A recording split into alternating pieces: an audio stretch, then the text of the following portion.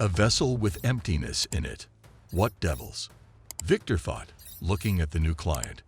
The man who came to him was really handsome, despite the stamps of fatigue, hardships, and stresses that life had put on him. Correct facial features, noble gray in his thick hair, still broad in the shoulders, and bespectacled. He looked at the mage with the look of a man who was used to being a leader in everything, clearly expecting his heart to tremble as well. The client who paid for the most expensive session. Well. What are you doing here? Victor asked, looking at the color of the man's eyes.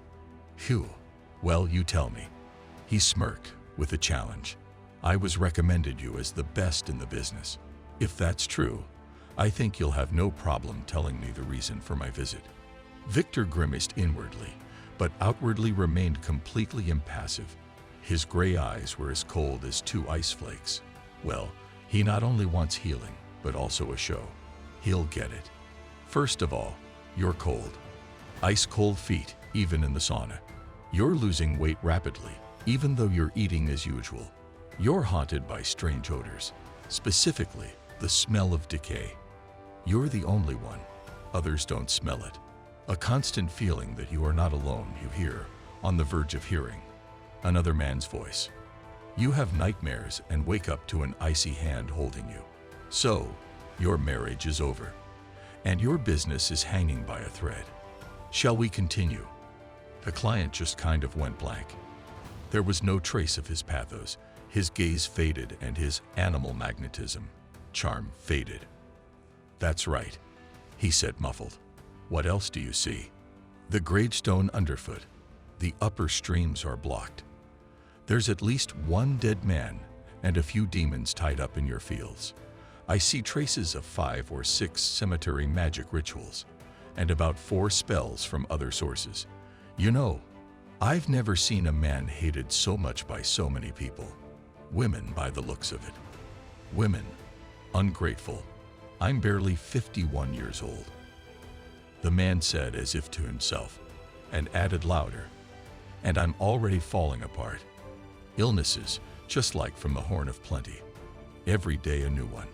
What's in it for me? I came to you for this reason. To understand what's going on. What kind of magic is on me? Who did I cross? Practice shows that good people don't have so much magic on them. Remember who you've hurt and how you've hurt them. So you're saying that I'm to blame? The client shouted, blushing.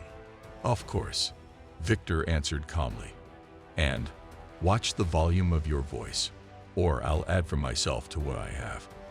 And in a week you'll stop smoking the sky.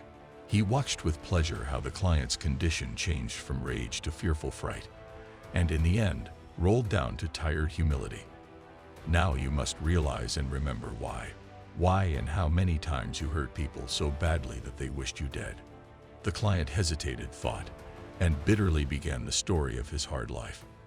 According to him, it was clear that he was just a holy man who was always helping someone, sacrificing his own interests. But hardships pile up on him.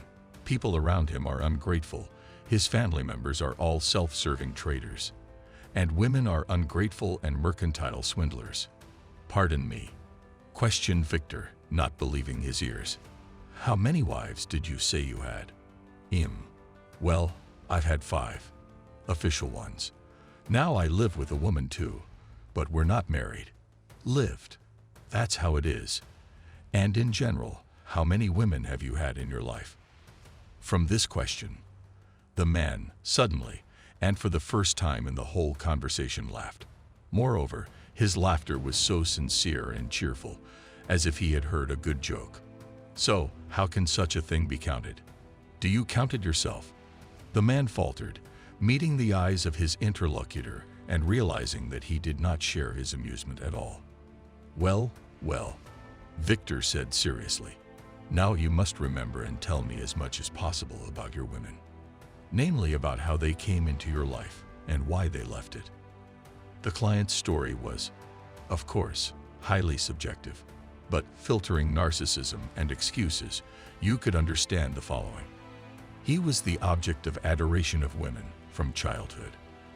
At first a cute boy who could melt the heart of any aunt, then a handsome teenager, which suffered all the girls at school, institute. Then he grew into a man about whom all the women of the office raved. Being charismatic and very easy to communicate, he had no problem making acquaintances with any girl in any conditions.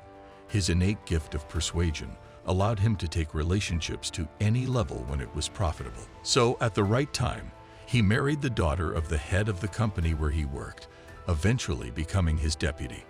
When he laundered himself a good amount of capital, and his wife became aware of his adventures on the side, he divorced. Not a year later, as he played a new wedding with a girl who was even younger, and her father held an even higher post.